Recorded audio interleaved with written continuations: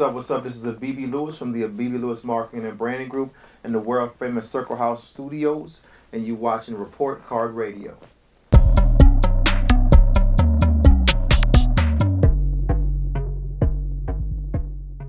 And honestly, speaking of that, like everybody does want to be a creative. And speaking of creatives, when they get into this music industry now, as opposed to before, do you think it's harder back then or now to actually get in the industry?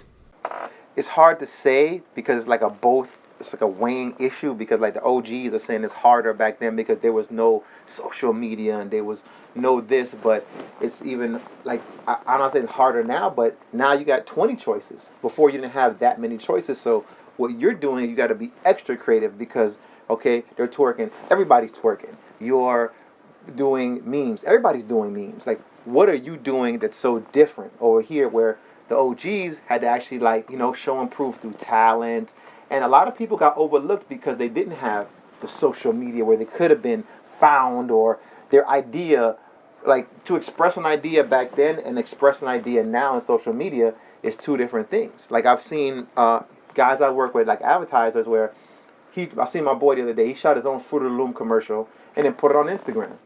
You know what I'm saying? And then Fruit of the Loom contacted him. Like, you know what I'm saying? I was like, stuff like that, I was blown away by. Like, that's amazing. Stuff like that wouldn't happen back then, you know? So, it's just a different, it's just different. I wouldn't call, like, the OG to the new millenniums, like, I wouldn't call it, like, it's just different. Those two things are just different, and you got to, like, move with those times. Like, you go from the analog machine where you're recording on the 24 track to now you're recording on a computer, Pro Tools. So it's like you got to change with the times, you know? So, and that's like evolution, you know? Speaking of massive changes in times, there's artists from, we had our DMXs, we had our wild cards out there, we had the Ja Rules. I mean, I could think of a dozen. And the main question I have for you, because there was a wild bunch that came out last year. He had about a 9-month run. His name is Tekashi 6ix9ine. Yeah. Now, if you were marketing and managing him, first of all, do you agree with that marketing plan? I don't really, I agree with it somewhat because they did create that hype, but look where it ended up. So it's like I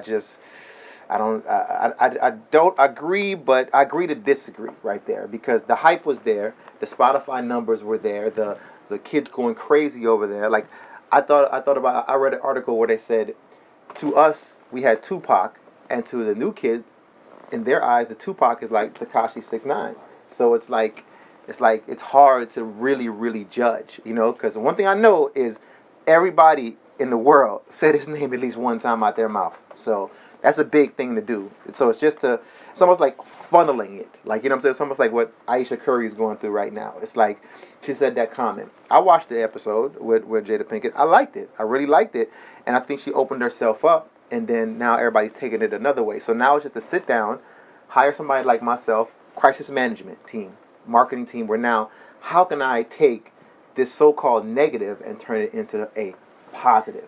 And you do that through marketing. It could be a t-shirt she comes up with, like with Jay-Z and Beyonce in the elevator, and then Beyonce came back with the song, it's $1 billion in the elevator, and everybody was like, okay. So it's like, it's how you flip it. And nowadays, social media and those things, they're brutal, but you can still make it back if you have a smart team with what you're doing. You know what I'm saying? And there's been a question, actually, we've asked from Gilly to Darklow, a few of the guys that we usually correspond with. Yeah. They're not sure if he's able to come back and have a successful career after. As you as a marketer, how do you feel about that? You think your team, if they were to take on the job, would be able to bring him back? Free game right now, man. I'm not charging y'all for this, and if you listen to this, Tekashi and your crew, like, here we go. I would do a movie. That's what I would do. I would do a movie about your life, about your story, about everything, so your point gets across. We watch that movie, then we can like really judge what you went through to a perspective, and then after that, have a soundtrack or drop an album. But the next thing I would do, Tekashi, I would do a movie about my life. And tell your story from you as a kid, before you even started meeting the rest of your crew or your label, before you even started rapping. Give me a movie about your life. you know, and you never know. I could watch that movie and have a whole new respect for you, because I've watched a lot of documentaries where I have a whole new respect for people after I see what they went through and see the living standards and see what they were, you know, feeling at that point in time, or if it's a thing of desperation because you're hungry, or, you know, it's just so many different variables right there, you know?